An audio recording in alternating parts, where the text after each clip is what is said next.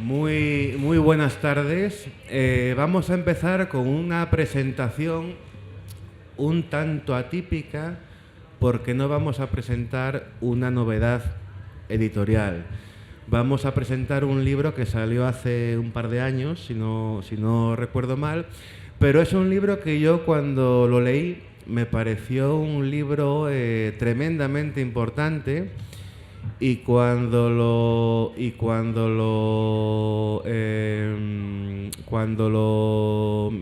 Asumí la dirección de la Semana Negra, pensé que un libro como este tenía que estar en la Semana Negra, máxime en un año como este, en el que se cumplen los 140 años de la publicación de la Regenta.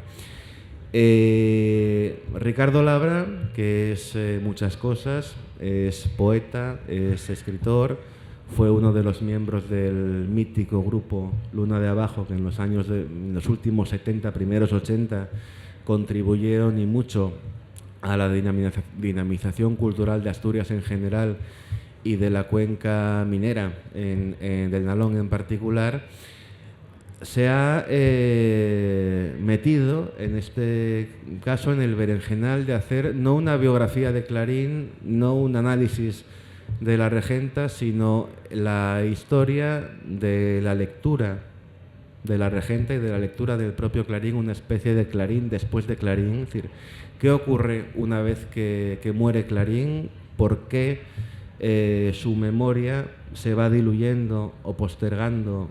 ¿A causa de qué y por parte de quién?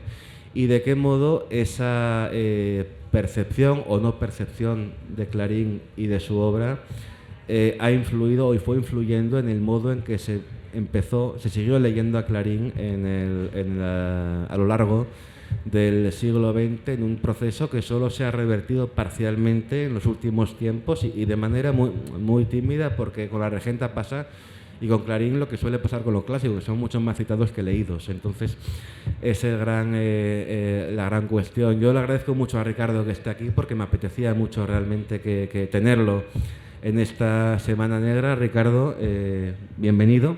Un placer estar aquí contigo. Y quería empezar esta conversación, tenemos media hora, que es la duración estándar de la Semana Negra, preguntándote algo tan básico como ¿por qué? ¿En qué momento decides lanzarte a investigar? Porque realmente, aunque sea un ensayo, tiene mucho de novela negra, partiendo del título, el caso de Las Clarín, que es una historia verdaderamente negra. ¿En qué momento decides lanzarte a esta investigación? Se me oye, ¿verdad? Sí. Bueno, buenas tardes. Muchas gracias, Miguel.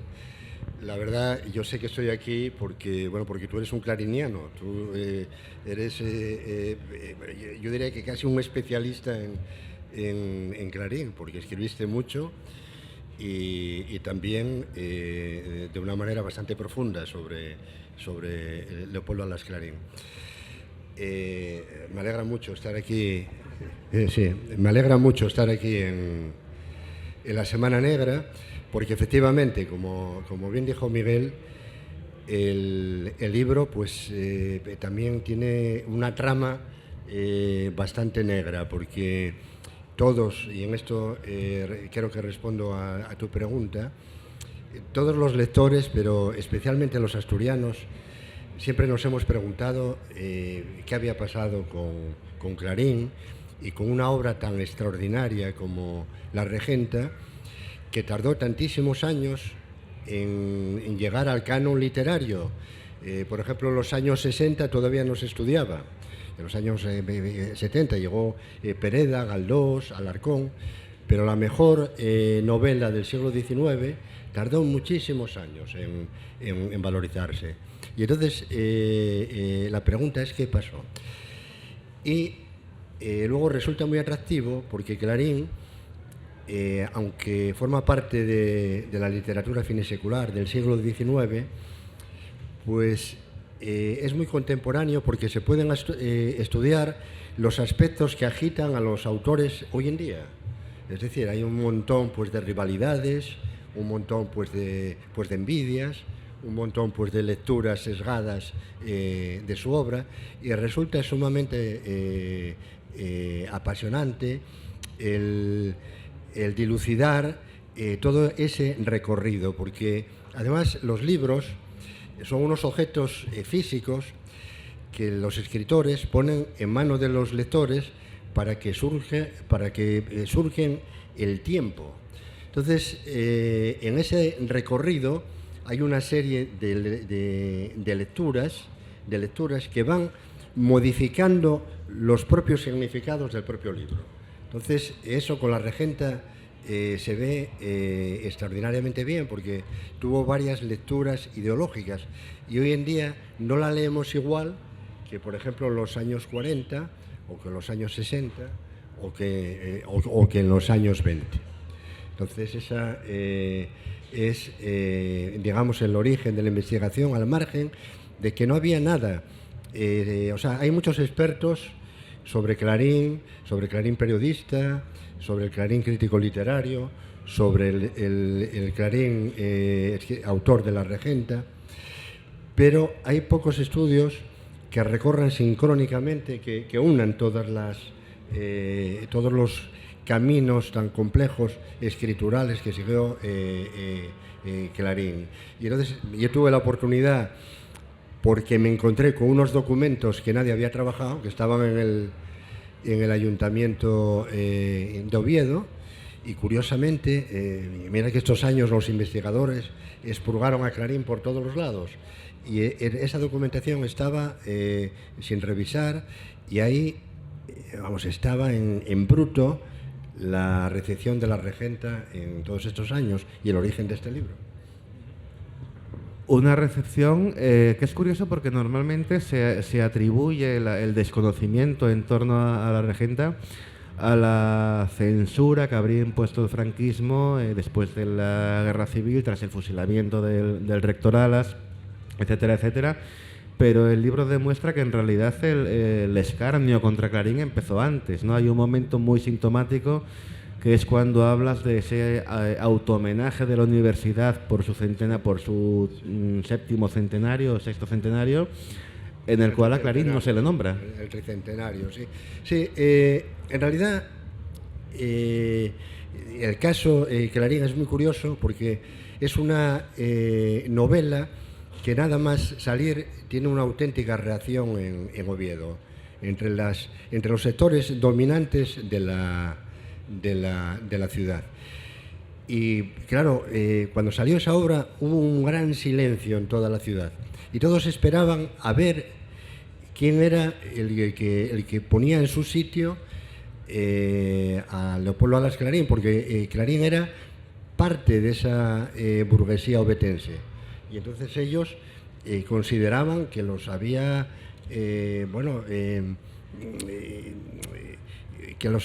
descubierto en sus intimidades, y eso no se lo perdonaron. Y entonces fue el obispo, había un obispo en Oviedo, Fray Ramón Martínez Vigil, que era un intelectual, o sea, era un obispo inteligentísimo, no como el que tenemos ahora aquí en Oviedo, ¿no? Era un auténtico intelectual, y entonces fue el que dio la réplica a la regenta en una pastoral, en la que, lógicamente, quita todas las expectativas a Leopoldo Alas Clarín que podía tener como autor en la propia ciudad de Oviedo. Y esa lectura de Fray Ramón Martínez Vigil perduró a lo largo del tiempo, en distintos contextos, modificándose en algunas cosas, pero digamos que en lo fundamental, como develador de honras ajenas, que es de lo que lo acusa el obispo, pues eso perdura, porque la novela de la regenta, los ovetenses la leyeron como una novela de clave, es decir, que todos se buscaban entre los personajes, y decían, mira, este es fulano, este es citano, este es tal, y todos se encontraban, todos se veían reflejados, y eso lógicamente fue incrementando esa lectura de clave y reforzando la lectura ideológica. Un caso muy característico es el de Fermín Canella, que era el rector de la universidad y que Clarín, en La Regenta, lo convierte en el personaje de Saturnino Bermúdez, que es un intelectual muy libidinoso, que anda siempre detrás de las Fandiño, de las mujeres pues de Oviedo, ¿no? Y entonces Canella, al verse reflejado cuando fue rector, en el tricentenario fue el primero que lo silenció. O sea, ya Clarín había muerto hacía unos 7 años y la universidad hizo tabla rasa completamente con Clarín. La Universidad de Oviedo tiene un comportamiento bastante complejo con Clarín, que se extiende a lo largo del tiempo hasta el fusilamiento del rector Alas, donde hay un silencio ominoso por parte de los claustrales de la universidad. Ese silencio también se extiende a la percepción de la propia familia que se siente oprobiada, ¿no? También hay un pasaje en el libro cuando hablas de la reinauguración de su monumento en el campo de San Fernando, un monumento que tiene también una historia larga y tortuosa, como la familia, cuando la invitan a esa inauguración, decide no ir. Sí, claro. Es que llevar el apellido Alas en Oviedo es una gran responsabilidad, y sobre todo durante los años más oscuros. Y digamos que en los actos en los que la ciudad trató forzadamente de hacer justicia a Leopoldo Alas Clarín, se puede observar que la familia no participó nunca, hasta el año en el que fue hará 7 u 8 años, que nombraron hijo adoptivo de la ciudad al rector muerto. Entonces ahí participó por primera vez la familia. Una familia muy singular, porque está estudiada también por algunos investigadores. Y vamos, dicen que ni los Kennedy, porque dio una serie de luminarias a lo largo del tiempo. Ya en el siglo XVIII, el abuelo de Leopoldo Alas Clarín era un jovellanista y era un matemático destacado y un poeta también de la época. Y luego, lógicamente, está Leopoldo Alas, está Leopoldo Alas Argüelles, el rector, y luego toda la saga que vinieron, los colaterales, como Juan Cueto, es decir, etcétera, etcétera. Es decir, que es una familia interesantísima, que se puede pues recorrer también gracias a Leopoldo Alas Clarín y a la regenta, ¿no? Hablas de que hace 7 u 8 años se declararon hijo adoptivo a Leopoldo Alas Argüelles, pero es que Clarín hasta hace unos meses no era hijo adoptivo de Oviedo, ¿no? Clarín en absoluto se le nombró ahora, y digamos que, bueno, yo creo que forzadamente.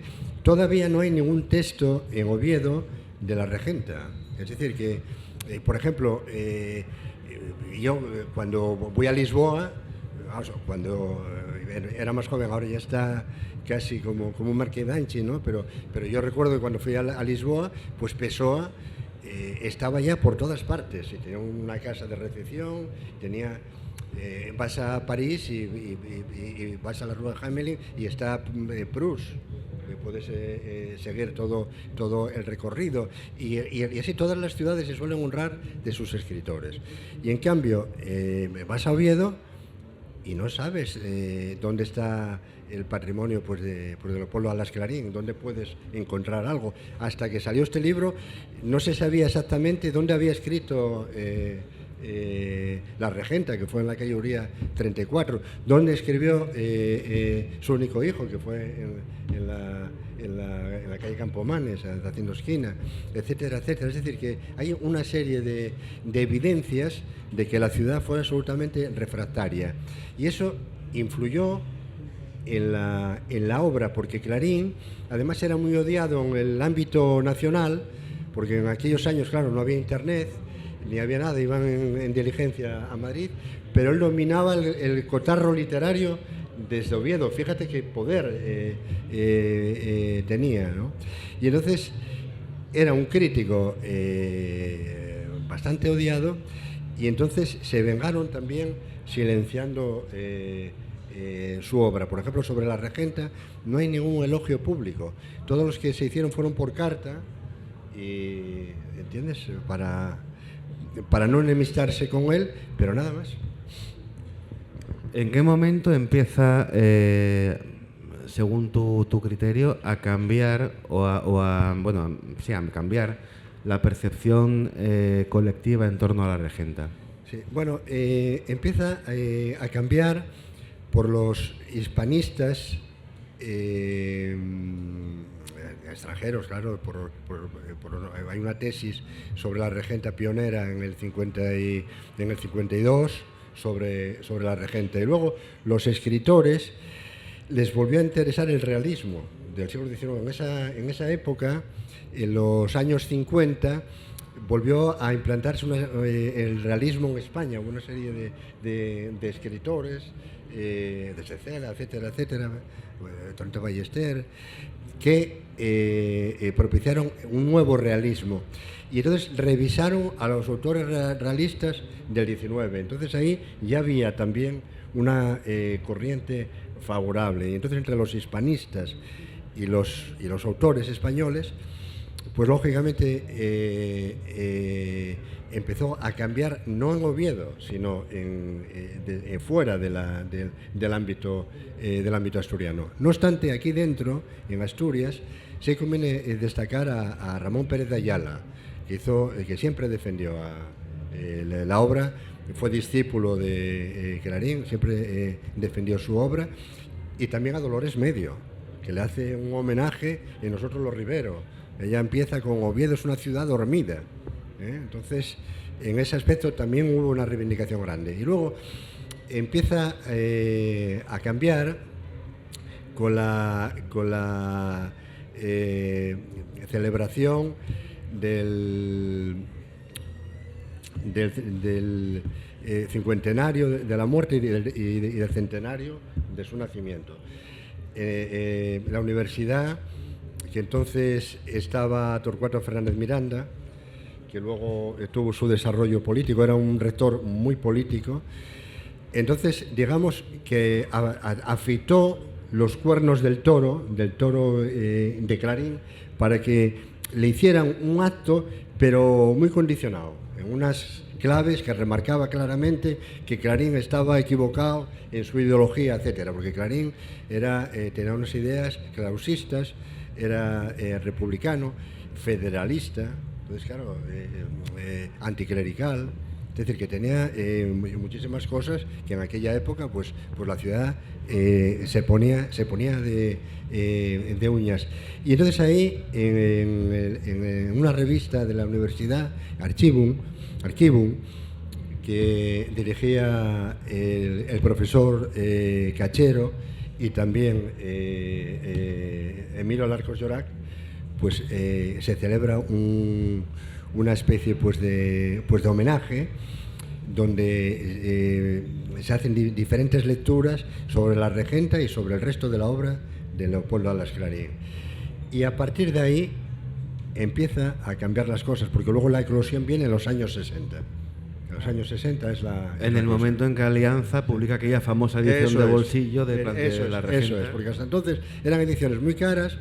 Y luego además lo dice Alarcos en el año 52, dice: la regenta es una novela muy poco leída, o sea, que muy pocos conocían, pero en cambio la gente pues se ponía de uñas, porque en la prensa de entonces, bueno, si se lee hay artículos, que aquí recojo yo alguno, absolutamente demoledor. De hecho, ¿tú crees que fue esa mala lectura de la regenta, digamos, o la causante de que tardase en considerársela como lo que algunos creemos que es, o fue más bien el alejamiento centro-periferia? Te lo digo porque así como es fácil, yo he tenido discusiones con colegas y con amigos, porque yo les digo, sí, vale, Galdós es el mejor escritor del 19, pero la mejor novela del 19 es La Regenta. No hay duda, no hay duda. Galdós tuvo una actitud solapada con Clarín. Galdós fue el único, yo creo que fue el único, ni siquiera Armando Palacio Valdés llegó a darse cuenta de ello. Galdós fue el único que vio el peligro, porque Galdós entonces era un autor muy consolidado. Ya tenía pues Gloria, Doña Perfecta, tenían episodios nacionales, Clarín lo había ensalzado por las nubes, y entonces claro, cuando él ve, cuando lee La Regenta, se da cuenta de que es una obra mayor, que ahí tiene un oponente peligrosísimo para desbancarlo como el escritor auténtico español. Y entonces Galdós, ¿qué hace? Galdós escribía las novelas, escribía una novela cada 6 meses, era más o menos el tiempo que le llevaba. Y entonces se encierra 2 años para escribir Fortunata y Jacinta, que es la que siempre contrapone a la Regenta. Pero claro, Fortunata y Jacinta es una gran obra, de las mejores, yo creo que la mejor pues de Galdós, pero no llega a la Regenta. ¿Y cómo se puede dirimir esto? Porque claro, esto, unos dicen tal, yendo a Europa. Es decir, la gran narrativa del siglo XIX, el gran tema es el adulterio. Y entonces en Europa hay una pentalogía de obras que va desde Madame Bovary a Ana Karenina, a Alfibries, a Primo Basilio y La Regenta. Ahí no está Galdós, por ningún lado. Y de entre esa pentalogía, de esas grandes 5 obras, la que más destaca, la que más emerge, yo creo que sale el pináculo de La Regenta por encima, incluso de Ana Karenina, que es la única que puede... Porque también Fortunata y Jacinta trata el tema del adulterio. Sí, también, pero bueno, el tema del adulterio, claro, está, pero no tratado de una manera... digamos,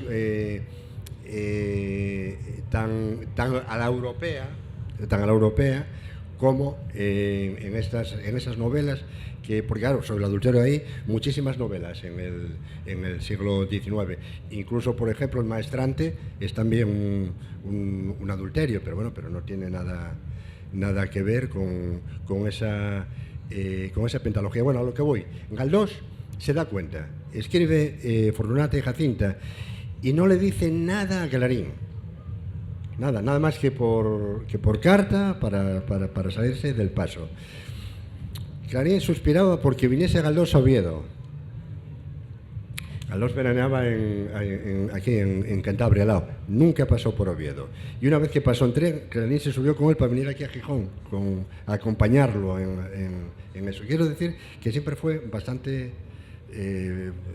despreciante con Clarín. Pero luego, cuando Clarín ya está en la muerte, por la enfermedad, ya le quedaba muy poco, ya para Galdós no era ningún enemigo porque no había escrito su único hijo, pero tampoco la consideraba como una novela. Ya lo veía ya un autor que no puede hacerle cierto peligro.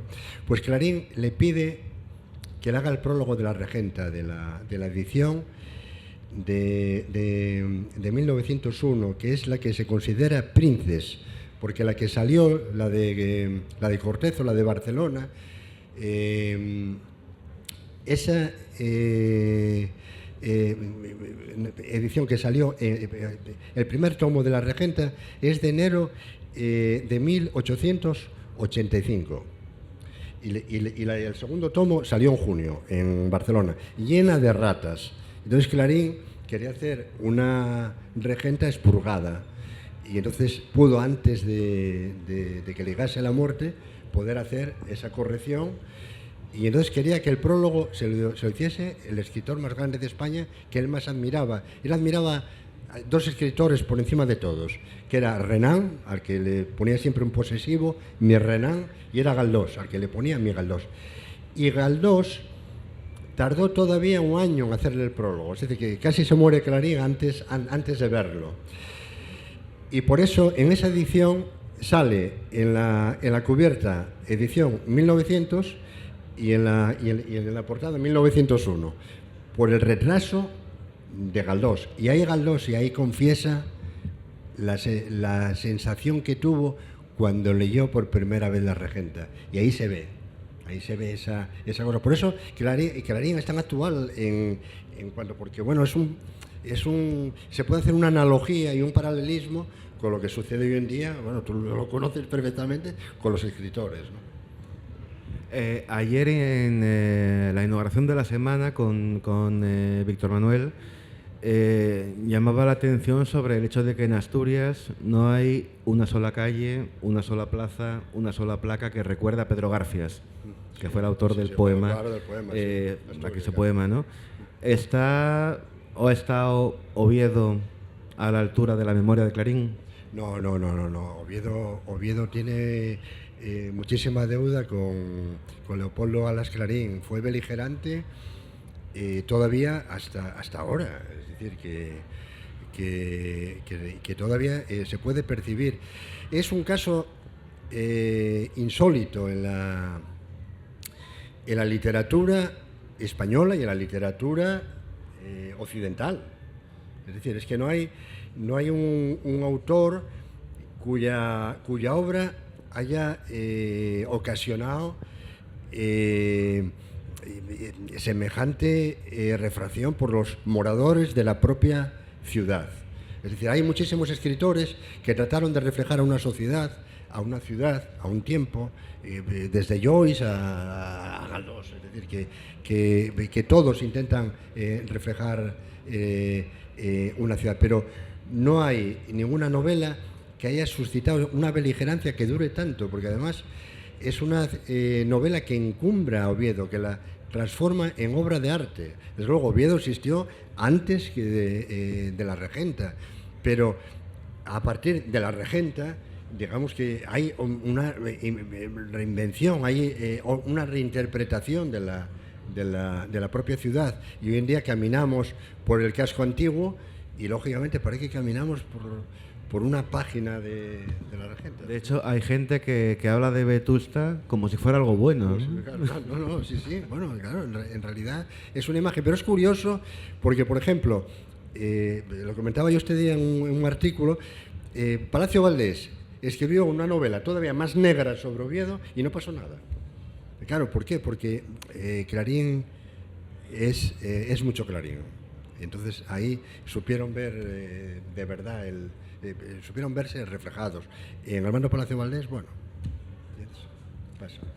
Me avisan de que ya hemos cubierto el tiempo asignado. El libro está o debería estar a la venta ahí. ¿Este libro o ese? Los dos, están los dos. Ese no hemos hablado de él, pero no es de Ricardo. Tiene un prólogo de Ricardo que también está muy interesante. Sí. Pero yo os recomiendo que compráis este libro, que lo leáis para conocer la historia de La Regenta y de Clarín después de Clarín, como no la imaginabais. Y además, ya que está aquí su autor, que os lo firme y os lo dedique, porque así será todavía un libro más importante para vosotros. Muchas gracias. Esto es La Semana Negra y sigue. Muchas gracias.